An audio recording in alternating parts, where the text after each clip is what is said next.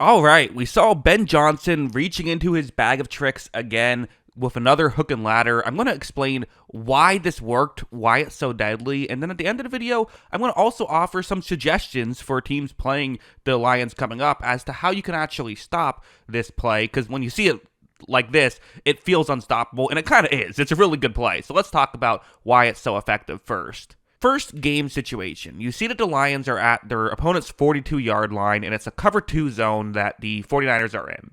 I mean, there's no getting around it. Even with the Lions' great passing attack, it's going to be tough to convert here, right? 3rd and 12. It's a coverage designed to be able to take away the pass. It's going to be tough. So what does Detroit do? Well, they're going to line up like this, which is just a little rub route where you have Sam Laporta kind of go out and just get in the way of if you have a San Francisco player who's in that area, you then are going to flip it just underneath. It's one of those plays where you might be looking at this live saying, okay, how is this going to help you? Watch. Goff takes a snap, quickly flips it to Amon-Ra St. Brown, and he's so good in open space. Maybe for San Francisco, they're thinking, okay, they're just hoping he can break a tackle. If not, they can kick a field goal.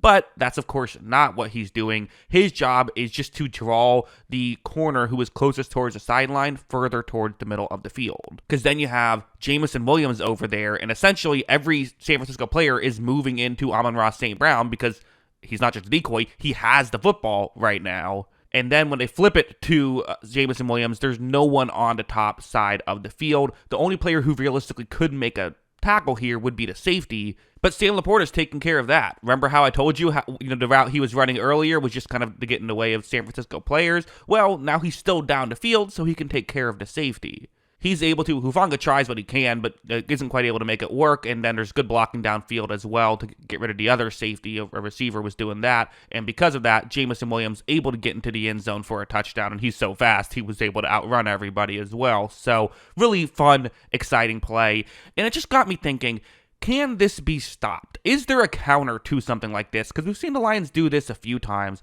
What do you do if you're playing the Lions, and how do you stop this? Well, let's back up. So let's start here again. It's a 3rd down and 12. Like I said, this is the kind of situation that makes sense to run a hook and ladder, right? A traditional passing play is going to be difficult. Not just that, but where they're at on the field, obviously there's a higher risk of turnover if you're running the hook and ladder. But if you have to turn the ball over, this is kind of the area of the field you would want to do it. So I think in some situations, you just have to be more ready for a hook and ladder. Like if it's a 2-point conversion, you have to be more ready for it. Things like that.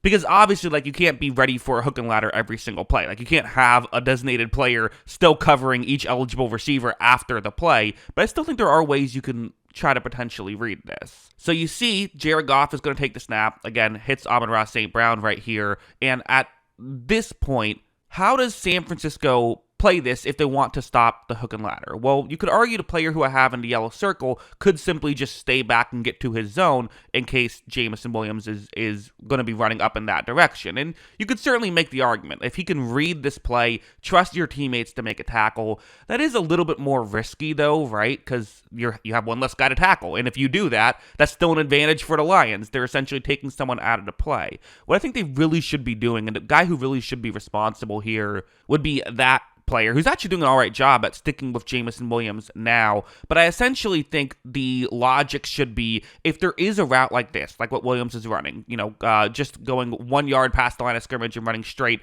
up and continuing to run after the ball is thrown, I think you just got to stick with him. I think that's the real way you can beat this. Because not only if you can stick with him, keep in mind, pass has been thrown, so contact is legal. You can just push him if you want to, completely disrupt the timing. And if you disrupt the timing, who knows? Maybe you get lucky, they screw up the pitch, and you're able to get a fumble out of it. Because here, though, when you're not able to disrupt that at all, it essentially creates a legal pick, because at this point, picks are legal. The ball has been thrown already. And now, once Williams gets to here, it's not going to work. Like everyone else, the other 2 linebackers, they had to be ready to make a tackle. The safety had to be ready to make a tackle. You can't let them get to this spot, or you know what Williams is going to do. And yeah, you see, that's exactly what he does do. So there is a way to beat this, and honestly, I do wonder to some degree, are the Lions running this play in a game that had no effect on seedings and standings, hoping it would work, but if it doesn't, at the very least, what you're doing is you're putting it on tape. So now the Vikings, they're probably going to have to run some plays practicing this. Are you just taking that out? Or do they legitimately want to do this in the playoffs in a big spot? I think they want to do it in a big spot. I think they want to do it in the playoffs. And if I'm Minnesota or whoever plays the Lions in the playoffs, I'm at least practicing this a little bit, trying to figure out how to get this down. So yeah, I don't know. Should be interesting though. And who knows? Due to Lions, on the flip side, due to Detroit Lions, I think try to get a little bit more bold with this. Because like I mentioned, at this point, the book is kind of out, right? Like, the comparison I would make is, you know how Dan Campbell and the Lions, when he first got there, they were trying all these fake punts, and they would try it on like 4th and 1, 4th and 2, and then teams kind of realized, hey, if it's 4th and 1, Dan Campbell isn't punting here, so let's just make sure we're ready for the fake punt. So then he had to kind of be a little bit more bold and try it on like a 4th and 7, which then helps the punting out because teams have to prepare for the fake punt, right?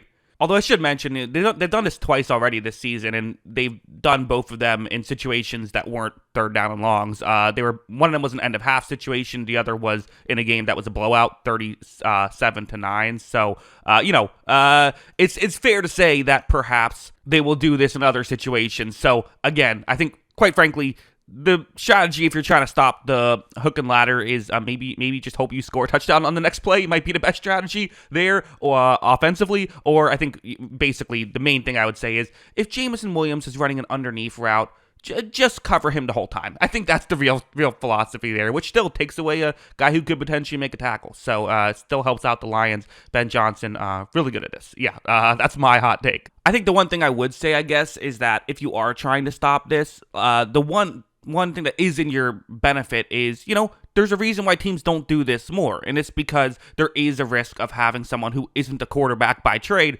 throwing the football. So you don't necessarily have to completely stop it the way you have to completely stop passing play. If you can just disrupt it, maybe you can get a mistake in there, and again, the risk-reward is why teams don't run the hook and ladder, but at the same time, I mean, the reward still is pretty good, as you see, so yeah, I mean, there's that. But yeah, those are my thoughts on all of this. I thought this was only going to be a couple-minute video, turned into a longer one, so sorry about that. But you're welcome, depending on how you, if you wanted a longer or shorter video. Let me know your thoughts in the comments below.